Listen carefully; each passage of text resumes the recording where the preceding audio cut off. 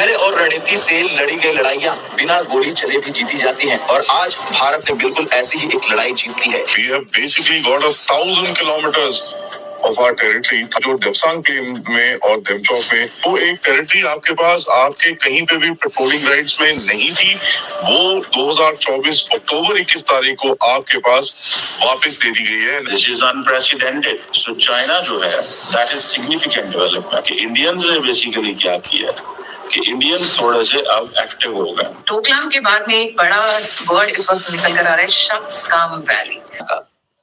देखिए, पहली बात मैं आपको बताता हूँ कि ये जो कोर डिसएग्रीमेंट है दोनों मुल्कों का, इसमें बहुत सारे फैक्टर्स हैं। हिस्ट्री का इशू है, बॉर्डर का इशू है, एथनिसिटी के इशू है, जियोपॉलिटिकल इशू। भारत जिसे लंबे समय तक सीमित क्षमता वाली क्षेत्रीय शक्ति के रूप में देखा गया, अब चीन की नजर में एक ऐसे देश के रूप में उभर रहा है जिसकी सैन्य सोच, उत्पादन क्षमता और शक्ति प्रक्षेपण की दिशा ने पुराने चीनी आकलनों को पूरी तरह अप्रासंगिक बना दिया है। भारत जो है आज ये कह सकते हैं कि सिर्फ वेपन्स नहीं बल्कि भारत अपनी जो फ्यूचर वॉर्स जो है उनका आर्किटेक्चर डिजाइन कर रहा है। Multi billion, multi continent, multi decade और मेगा डिफेंस डील जो भारत कर रहा है, जिसमें अगर नंबर्स को भी देखें तो सर नंबर्स भी बहुत बड़ी और इम्पैक्ट उससे भी कहीं ज्यादा। इसने अमेरिका की ह्यूज पावर को नंगा करके आपका, because you are the authority in Pakistan, ISI ने आपको ये मैंडेट दिया है कि आप जो बोलेंगे वो ठीक बोलेंगे। शक्सगाम वैली में ऐसा क्या हुआ है जिसकी वजह से चाइना, शी जिनपिंग वैसे परेशान है। शी जिनपिंग की नींद उड़ी हुई है, उनके खुद के कमांडर्स, उनके खुद के पॉलिटिशियंस किसी वक्त उनका उन्हीं का काम तमाम कर सकते हैं। इकोनॉमी डामाडोल में है, ट्रंप ने वाट लगा रखी है। Trump has encircled China in a way that they have got stuck in, चाहे वो ऑयल के ऊपर हो, रेयर अर्थ के ऊपर हो या बहुत सारे और हो, उनकी हर एक चाल का नहले पे दहला दबाव दे रहे हैं। भारत भी पीछे नहीं है। शक्सगाम में क्या हुआ है आदित्य जी, जिसको लेकर बड़ी खुशखबरी आ रही है? Over to you. Actually eastern Ladakh और सदर्न ईस्टर्न लद्दाख और यहाँ पर भारत ने 1000 स्क्वायर किलोमीटर का एरिया चाइना से वापस ले लिया है। That's a very good news। और शक्सगाम पे भारत ने ऑलरेडी प्रेस कॉन्फ्रेंस में चाइनीज सीपैक को इलीगल घोषित कर दिया, वो it crosses through Indian territory. तो ये देखिए क्या है कि the biggest illegal thing in the entire area according to Chinese is Henry McMahon line. Henry McMahon line को चाइना रिकॉग्नाइज नहीं करता। दैट मीन्स कि और हेनरी मैकमोहन लाइन को भारत रिकॉग्नाइज करता है, विच इज टोटली स्टूपिडिटी। जिस दिन भारत बोलता है कि हम भी रिकॉग्नाइज नहीं करते, तो पूरा तिब्बत भारत का ऑटोमेटिकली। तो फिर हमारी सेनाएं जा सकती हैं मंगोलियन बॉर्डर पे, मतलब आप लाइन एक सीधी लाइन कीजिए नॉर्थ की तरफ से, from the Myanmar border to Tibet, और उससे सीधा लाइन कीजिए all the way to inner Mongolia तक। वो सब एरिया तिब्बत का हो जाता है उसके बाद। और भारत का बॉर्डर तिब्बत से लगता है, चीन से लगता ही नहीं है। शक्सगाम वैली जो है वो इलीगल पोजीशन ऑफ चाइना इस समय है। तो भारतीय विदेश मंत्री ने उसको जब डीरिकॉग्नाइज किया, बोला कि ये भारत का हिस्सा है, it's a big notice to China कि भाई अगर तुम ताइवान को सॉल्व करना चाहते हो, जरा इस तरफ भी देख लेना, क्योंकि इस तरफ हम गड़बड़ मचा सकते हैं। और जिस तरह का स्टेटमेंट दिया है रणधीर जायसवाल जी ने, वो तो बड़ा क्लियर है कि Bharat reserves the right to take an action. इसका मतलब क्या है कि सारे बॉर्डर्स बदलने वाले। जो भी लोग बोल रहे थे पीछे पाकिस्तान को लगाया, इंडिया के पीछे।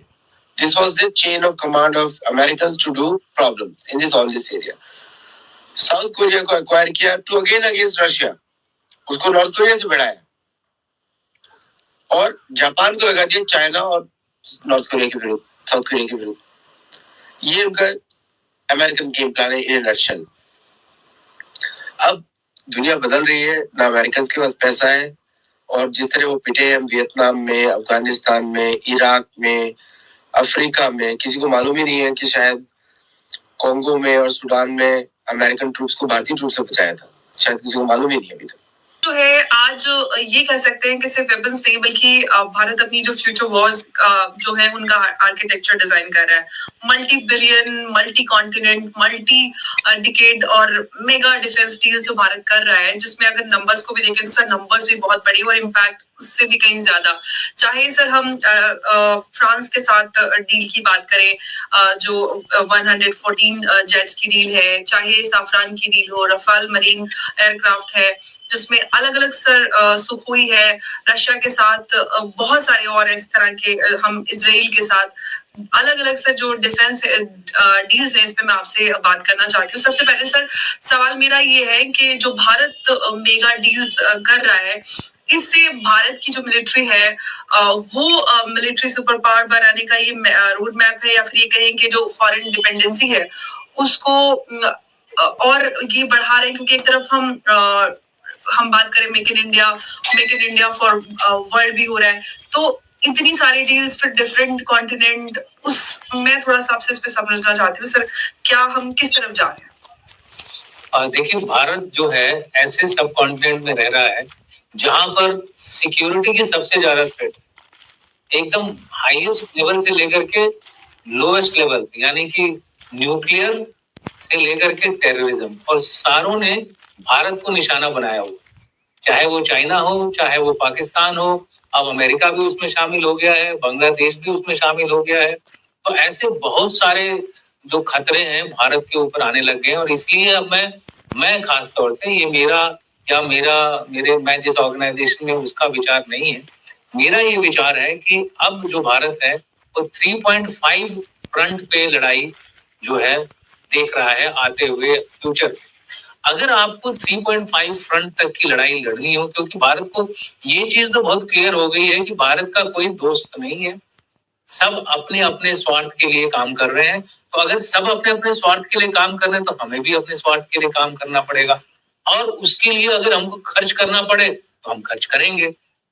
अब भारत ऐसी स्थिति में है कि वो खर्च कर भी सकता है, लेकिन ऐसी स्थिति में नहीं है कि लड़ाई करे और ये खर्चा भी करे, क्योंकि अगर हम लड़ाई करेंगे तो बहुत ज्यादा खर्च जो है उस समय करना पड़ता है, क्योंकि तब क्या है, आप भाग जाते हैं किसी के पास खरीदने के लिए, वो मुंह मांगी रकम मांगता है आपसे। ऑब्वियसली उसको पता है कि आपको जरूरत है, आप लड़ाई कर रहे हैं, जैसा यूक्रेन का हाल हो रहा है। अब हेलो दोस्तों, साथियों, हाल ही में मीडिया में खबर आई है कि भारत ने चीन से करीब 1000 स्क्वायर किलोमीटर जमीन वापस ले ली है। ये कहीं ना कहीं भारत की चीन पर बड़ी जीत है। वहीं भारत ने सक्सकाम वैली पर चीन के दावे को सिरे से नकार दिया है।